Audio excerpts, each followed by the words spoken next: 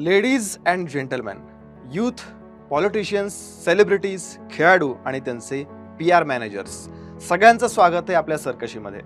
आजची ताजी आणि खूप महत्त्वाची बातमी ऐका.